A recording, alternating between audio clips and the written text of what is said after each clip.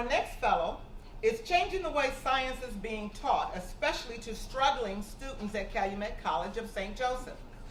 Again, Kelly, will you please assist me for this one as well? Thank you.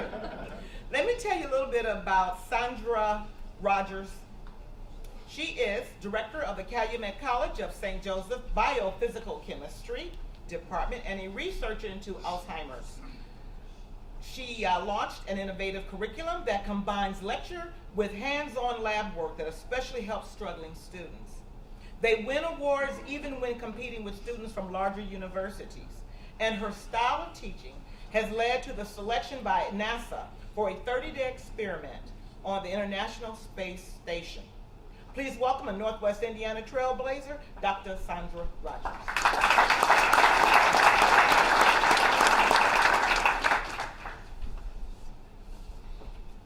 It is an honor just to be nominated, let alone actually be inducted as a fellow among such prestigious innovators. The best thing about this to me is just being recognized for something that I love to do and I'm very passionate about. However, in order for passion to actually flourish, you need a few things. The first thing being, you need a strong support group. So when I started at Calumet College of St. Joseph, I had the president, Dan Lowry, who supported me in whatever I wanted to do with the science program. Former Vice President of Academic Affairs, Dr. Joy Patterson, and our current Vice President of Academic Affairs, Dr. Ginger Rodriguez. They were welcoming to any ideas that I had. So my very first class teaching at CCSJ was a little difficult. We had first generation students, which is fine, but these are students that have never ever had a science class before, let alone a chemistry class. So they were discouraged, but that's okay. You know, that was the whole motif of the class. You're not supposed to love the very first thing that you're in, but I didn't want to lose them.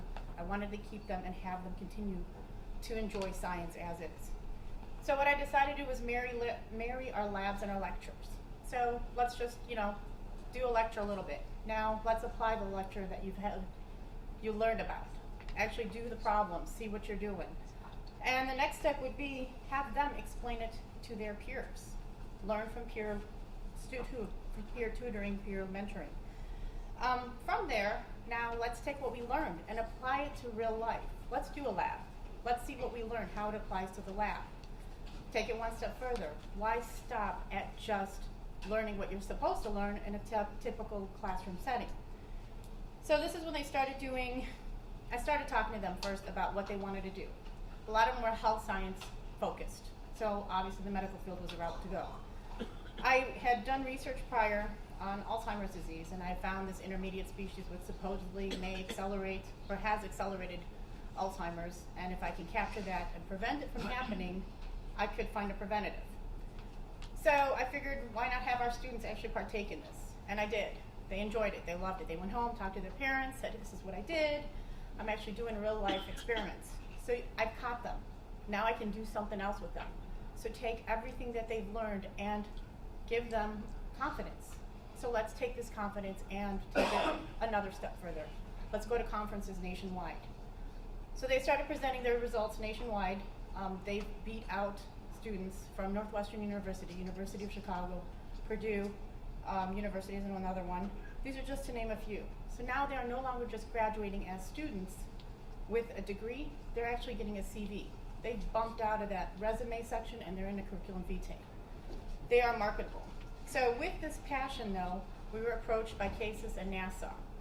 So they came to us and wanted us to submit an application for this Space Design Challenge where we send our project up to space to see what happens in an anti-gravity setting. We're working on that now.